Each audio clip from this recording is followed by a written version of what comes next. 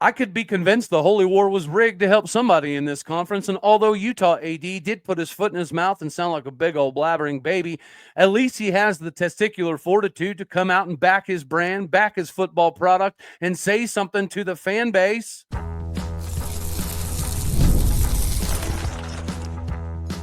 You are Locked On Oklahoma State, your daily podcast on the Oklahoma State Cowboys, part of the Locked On Podcast Network, your team every day. Howdy, y'all, and hello, all. Welcome back to Locked On Oklahoma State, your daily stop for all things Cowboy and Cowgirl related. My name is Cody Stovall. I want to thank you kindly for stopping by to make this your first listen. We're available on all of your podcasting platforms, visually as well on YouTube. Find me personally on X at AllDayOState. Today, we're partially brought to you by FanDuel. Make every moment matter more, especially right now when new customers can place a $5 bet and get $150 back in bonus bets. If that $5 bet is a winner, make sure that you visit FanDuel.com to get started today. Meanwhile, we shift into the conversation of the Holy War and why it directly benefits Mike Gundy at Oklahoma State. And that is the controversy that has been circling around the Holy War and the way the game ended has been a byproduct of the talk of the Big 12 throughout the course of this week, instead of the talk being rightfully where it should exist in Mike Gundy. Mike Gundy is one of the legends of the Big 12 alongside Kyle Whittingham. And both of those individuals look to have completely lost their way, and both of which have said some completely outlandish things throughout the course of the season. This is the Big 12's way of covering up some of the Mike Gundy ridiculousness, in my personal opinion, although I'm slightly being facetious. That penalty was a penalty. So for all the Utah fans that are out there completely freaking out, you can't hold. I mean, yeah, it was kind of ticky-tacky. Could be called a ridiculous call in the context of the game and it being on the opposite side of the field. But nonetheless, you can't hold a dude, right? So if you do that and you get a flag, I don't understand how you can be upset. Just like I don't understand how Mike Gundy can continue to roll out this product and our athletic director, Chad Weiberg, stand idly by and do absolutely nothing. You would imagine at this point in time that he's received so many emails, as has Dr. Casey Schrum, that they have to do something. And if we're getting to the point that we can see it, and there's a Florida State just fired another coach because of an abysmal season and it being completely unacceptable. So Mike Gundy, we're past the point of you firing anybody. That boat has already shipped off of station, right? You cannot just simply fire somebody at this point in time and it make a hill of beans a difference. That opportunity was weeks ago. You decided not to do that, which is why I feel like this now gets to get escalated up to our athletic director, Chad Weiberg. The Utah AD, he did say some pretty stupid stuff, and clearly he didn't pay attention to, the fact that there was a flag on the other side of the field. But we should all pay a little bit more attention to this Oklahoma State product and the fact that our athletic director, Chad Weiberg, is doing absolutely nothing. Make a public statement, do something, force Mike Gundy to fire somebody. But herein lies the difficulty for me.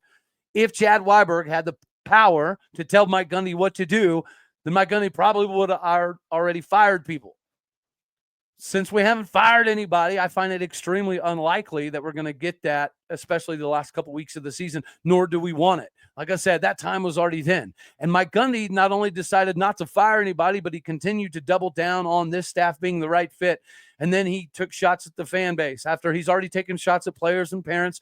And we wonder why our recruiting number is the way that it is. This is me officially saying, of course, I am completely out on Mike Gundy, not just because of this season, right? We went through this in 2022 and then also in 2020. So it's like every other year we have a catastrophic season under Mike Gundy. And this, unfortunately, is kind of new, but it's not something that we can continue to act like it isn't there.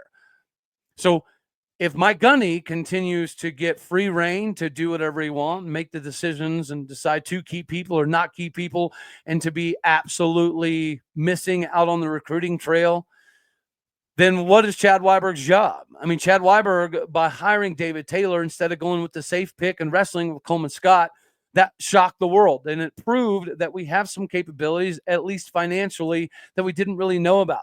And a lot of people wanted to see Oklahoma State wrestling go in a different direction, even though the legend himself, John Smith, was still patrolling the sidelines. But John Smith did the admirable thing, and he retired at the end of the year. I'm sure he also thought that Coleman Scott would be in the mix to potentially get the job, as I'm sure he was. But Chad Weiberg swung for the fences. I think more often than not, most people are pretty happy with the job that J.C. Hoyt's doing overall in Cowgirl basketball.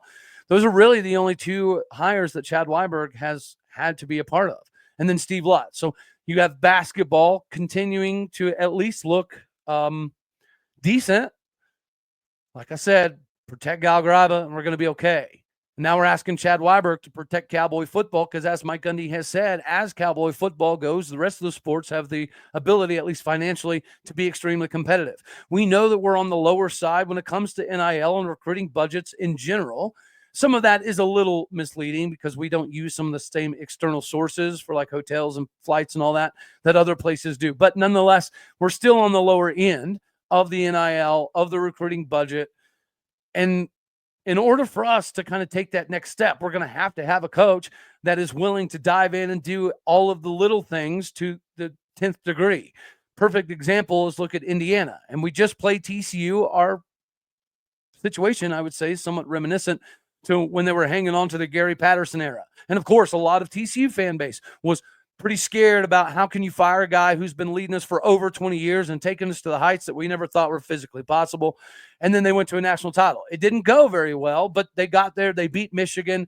And since then, I would argue that most TCU fans are a little downtrodden, especially at the moment. But by and large, they're pretty happy with the selection. Whenever you look at the recruiting, Sonny Dykes is going to be able to continually recruit, at least to the level that he is right now, which is the best in the Big 12 and one of the top 25 recruiting rankings in the country.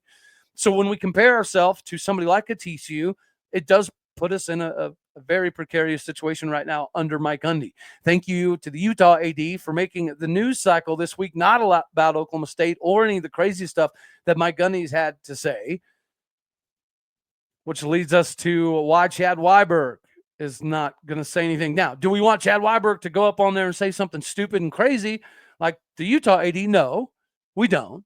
But would we like to hear him explain why we are in the situation that we're in? Would we like to ask him some questions like, why do you not have enough testicular fortitude to get Mike Gundy to do what he's supposed to do? We understand you're new and he's the old school OG of the university, but you're still his boss, right? So if the problem with Chad Weiberg is he cannot, or he doesn't feel like he can tell Mike Gundy what to do, then Chad Weiberg's got to go. I think he's going to be good for Oklahoma State, but if he's refusing to make any kind of football moves because he's deathly afraid of Mike Gundy, then that is going to be a problem. You have to have somebody that's willing to step in and say, I love you. You're the best, Mike Gundy, but you're failing miserably. And what you've been saying for the last couple of years is not acceptable. It is time to move on. If Mike Gundy fired Dunn, Dickey, Nardo, whomever, 3 weeks ago, I would be willing to bet you money that makes a whole lot of sense for us to continue this conversation for another year. But this is my point. Mike Gundy has doubled down. He refused to fire Dunn multiple times now, and we always wondered why, because statistically it didn't make any sense. The recruiting has gone down to some degree under Casey Dunn. The Biletnikoff wide receivers that we used to produce all day, every day, we no longer produce, partially because the offensive system does not allow them to have the ability to get wide open down the field. And then when they do get wide open down the field, Alan Bowman can't get him the daggone ball, which is another reason that I'm completely out on Mike Gundy. Somebody is allowing Alan Bowman to continue to be the guy, just like somebody is allowing other people to get the guy or to be the guy. And I think it sends the completely wrong message. Again, if we're having problems in recruiting and we need to change some of the perception in at least conversational pieces, we're not doing a very good job of even trying to remedy that situation. And to me, that's absolutely maddening and beyond frustrating, just like it's frustrating not to be able to hammer the over on the Cowboys this year, but that's okay because we got some NFL Cowboys that are going to allow you to do so. That's right. It is time to talk about FanDuel, the bee's knees in the betting industry. Guys, they have been the number one sportsbook betting partner for quite some time, and they need to be your number one source to tackle the action and make the dollar bills. Right now, new customers can bet $5 and get $150 back in bonus bets if it's a winner. The FanDuel Sportsbook app gives you everything you need to place live bets on NFL games all in one place. So when you have that tingling sensation in the middle of the game that something crazy is about to happen, you can now check out the latest stats, view the live play-by-play, and so much more from the same page where you place your bets from. Make sure that you visit FanDuel.com to get started today. You will get started with $150 back in bonus bets if your first $5 bet is a winner. So make sure that you go to FanDuel.com. Never waste that tingling sensation. With FanDuel, the official sportsbook partner of the NFL, get squared away today by going to FanDuel.com.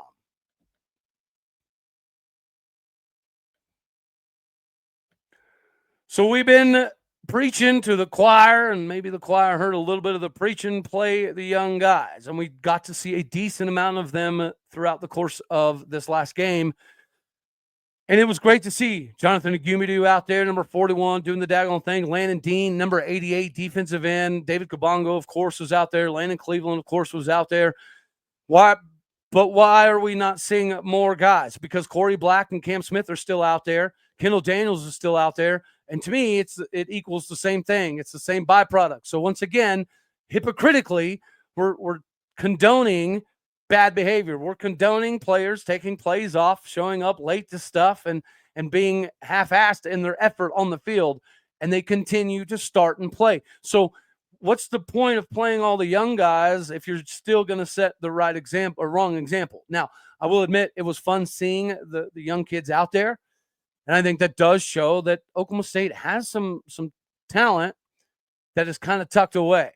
That's part of the problem for this season. I have never been more convinced than now, whenever we roll out Kendall Daniels and Cole Birmingham to start the game, that we really just don't give a crap. Mike Gundy clearly doesn't give a crap about the fan base, and he doesn't really give a crap about his job being in jeopardy because he rolled out the same dudes who have been an issue.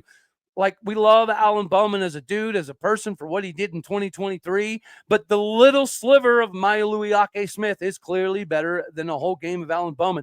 This is twice now where Mailuiake Smith has come in at the end of a game while getting our heads beat in and looked much more productive. Guys, he had more passing yards in his first few plays than Alan Bowman did the entire first half. And we didn't even necessarily need to get him out on the edge and do a bunch of stuff. Now, he did throw a pick, but he's a freshman. So on top of throwing the pick, he threw a lot of crazy passes that just showed us very quickly this dude makes the most amount of sense. And it was nice to see Jacoby Sanders out there, down there at center, another Stillwater High School product. It was great to see Gabe Brown out there, Chance Clements out there. But we need to see more of the underclassmen at corner. Are we really just not very talented at all at corner? Because that's part of the problem to me is we've been complaining about Kendall Daniels, right? There's several times throughout the course of the season that a quarterback is reading KD and his back is to the quarterback. So the quarterback's like, oh, this is easy. The guy's not even looking at me. Kendall Daniels has been doing that all year. So we've talked about the eye discipline being a problem all the way back into the spring and the fall with Kendall Daniels, and nothing has advanced throughout the course of the season, which is kind of crazy because we've seen advancement at linebacker from guys like Nick Martin and Colin Oliver. So why are we not seeing it out of some of the guys like Justin Wright and Kendall Daniels? We understand Justin Wright's coming back still from an injury. He is at 100%, but it takes a little while of game speed before you get up to 100%. So that makes a little bit of sense. But it doesn't make sense to have Kendall Daniels still out there, nor does it make a lot of sense to have Cole Birmingham out there. I know it is problematic that we have injuries and we're getting kind of depleted numerically. But playing some of the young guys while simultaneously sending the same hypocritical fake accountability message, what good does that do? What purpose does that serve? And who gets the benefit out of that? What is the purpose of playing these same dudes that fail out terribly and perform terribly week after week after week? It can only be one of two things, or maybe both things, but it's just Mike Gundy has favorites. He always has. He always will. Every coach has favorites to some degree, but even coaches who have favorites can be even in how they disperse their metrics of accountability. We're clearly not. So although it was fantastic seeing the young guys, and ironically enough, typically the young guys show out more than the upperclassmen, But by and large, we're still having the same issues with some of the same guys, but they still are out there doing the same things. And is it because they're getting paid? Right? Is anybody out there able to convince me of anything other than Alan Bowman keeps getting out there because he's got a few $100,000 in NIL? Like, it doesn't make any sense. Does Mike Gundy's hesitancy in playing Maya Louis-Smith, potentially because he doesn't want Maya Louis-Smith to get the NIL dollars to get him to stay? Because apparently at Oklahoma State, if you get NIL money, you will play. So all you have to do is get paid. Once you get paid, you can go out there and you can lay an egg, you can jog, you can walk, you can do whatever you want. As soon as you secure a bag here in Stillwater, that means you're an automatic starter. Like, it doesn't make any sense. It doesn't make any sense that we're not able to navigate the NIL better than we have been.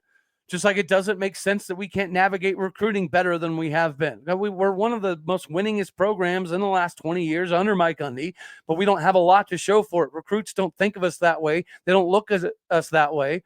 So this ship with Mike Gundy, in my opinion, has sailed. You need a new injection, new life, new blood. The new guys that get out on the field typically perform better than the upperclassmen. When we just mentioned Kendall Daniels always having his back to the quarterback, especially when you're spying. I'm assuming that's probably not a good idea. Our cornerbacks. Cam Smith has been doing the daggone thing for a few years now. Corey Black has been here forever, and he's been starting for 4 or 5 years.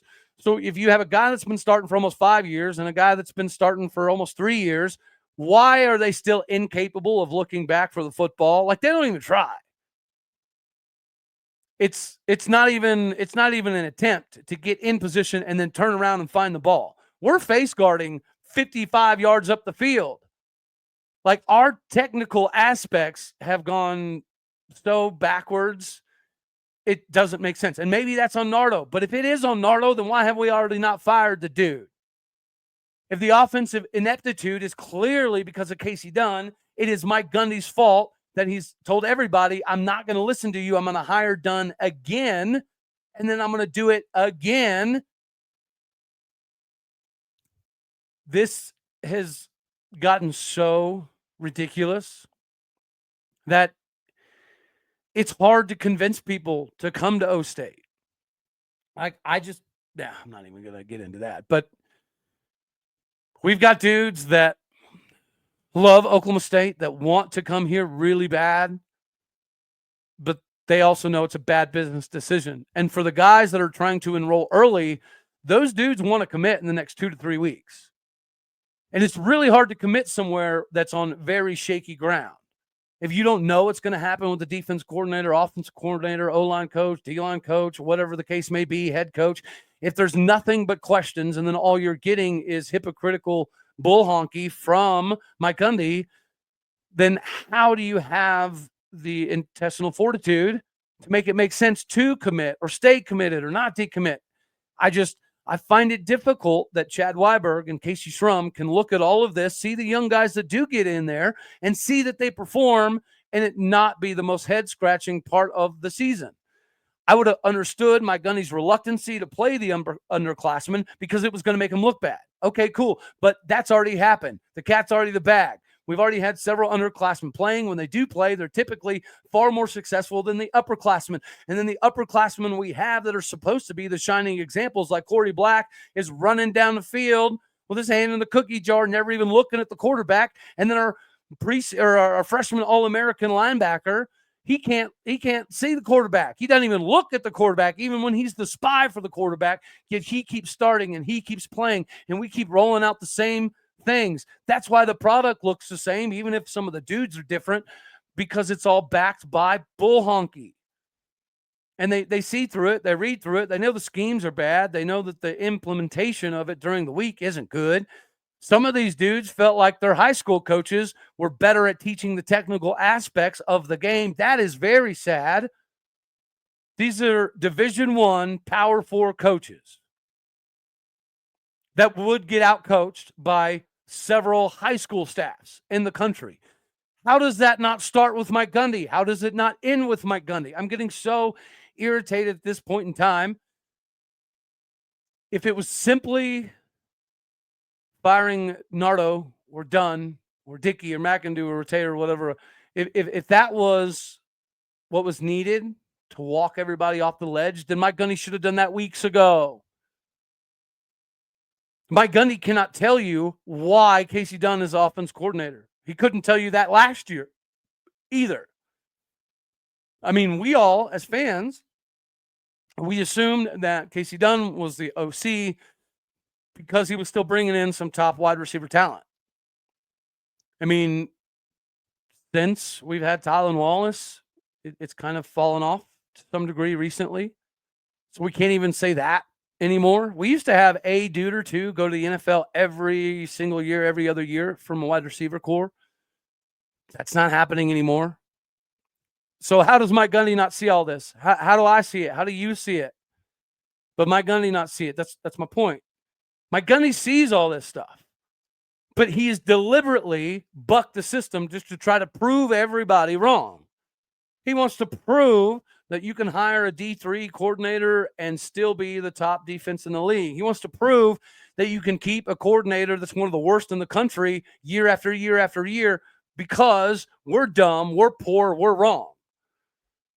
And that's why I'm just this egotistical stubbornness, it's never going to change. So what are we doing? We're spinning our wheels. We're wasting our time. It's time for Chad Weiberg and Casey Shrum to do something. Maybe don't do what the AD at Utah did, but do something. At least that dude gives a crap. Speaking of giving a crap, GameTime definitely gives a crap about you getting tickets to your event better, easier, and it's not just for sports. The GameTime picks is a filter that gets rid of all the fluffy stuff to only show you the incredible deals and the best seats so you don't have to sift through thousands of hours of tickets. All-in pricing means that you know the total up front with no surprise fees at checkout. The GameTime picks makes it easier for you to save more on sports, concerts, music, theater, and more. The GameTime ticket coverage is the best, and it's covered with the most flexible customer service policy in the ticketing industry. Make sure that you take the guesswork out of buying tickets with GameTime picks. Download the GameTime app, create an account, and use the code LOCKEDONCollege for $20 off your first purchase. Terms apply. Make sure you create that account, redeem that code, LOCKEDONCOLLEGE for $20 off. All one word, Locked On College. Download GameTime today because you already know what time it is, ladies and gentlemen. It is game time.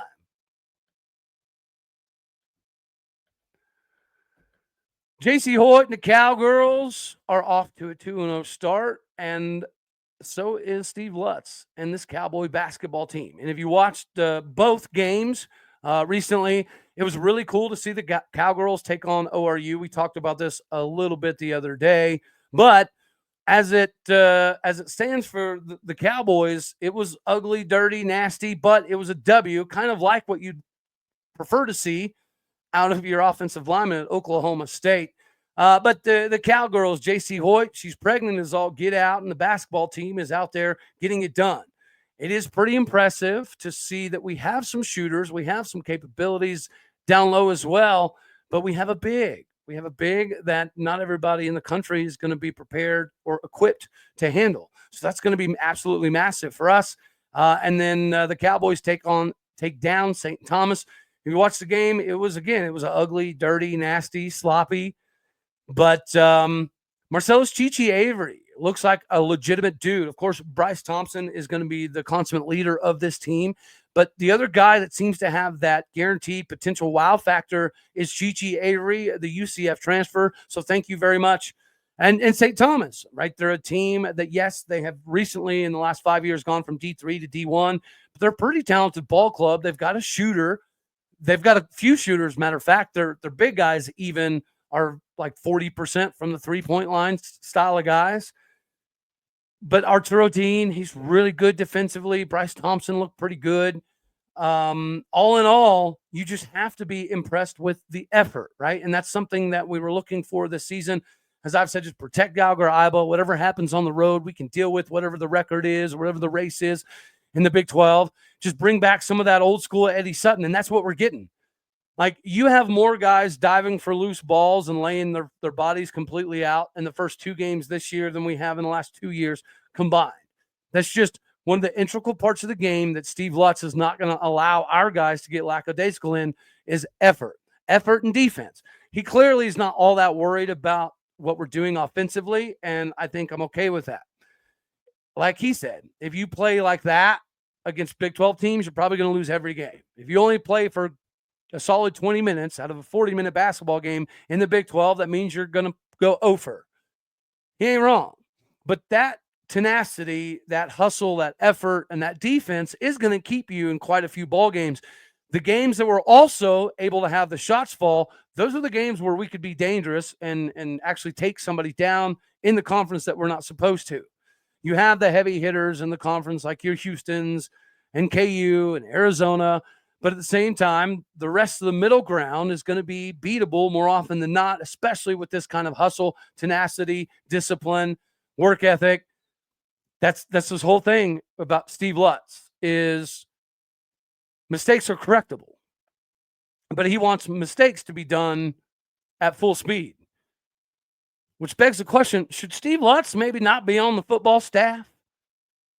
I mean, we've waited all year to get the young guys in, and then the young guys get in, and they typically do more than the upperclassmen. It could be because they're hungry. It also could be because there's so much discipline that Steve Lutz has in basketball that we could bring over in football. And I think Mike Gundy probably used to be the same. It's just, it's a different day and age. It's a different ball game, figuratively and physically speaking. So if you're not ahead of the curve, then you're probably going backwards.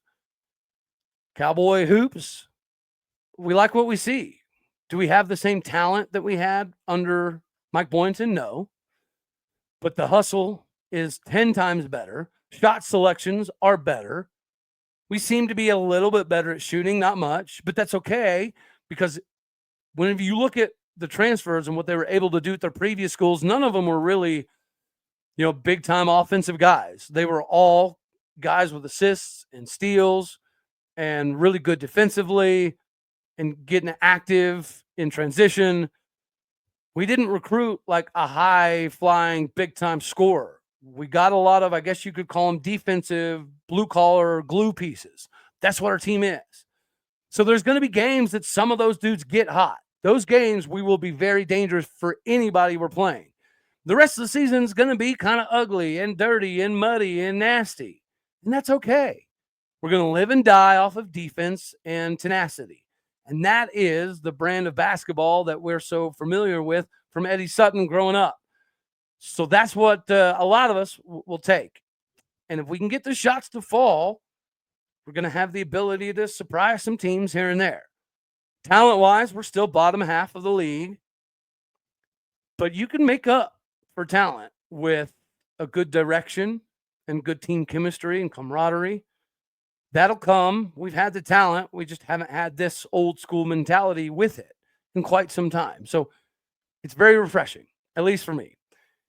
Anywho, that's all we're going to have for this one right here. As always, I love you. God bless. Go Pokes. Thank you for tuning in to make this your first listen here in Locked On Oklahoma State. You could be anywhere. So happy you choose to be here. Like it if you like the daggone thing. Dislike it if you don't. That's okay too. More importantly, share, comment, and subscribe. I'm podcasting people out there. You know what to do. Hit the stars, leave a review. You're the bricks, the bread, the butter, the fountain, the foundation, the fondue, the funny stuff, funky stuff. You're all of it. You know the drill. That's all we have. Later, taters.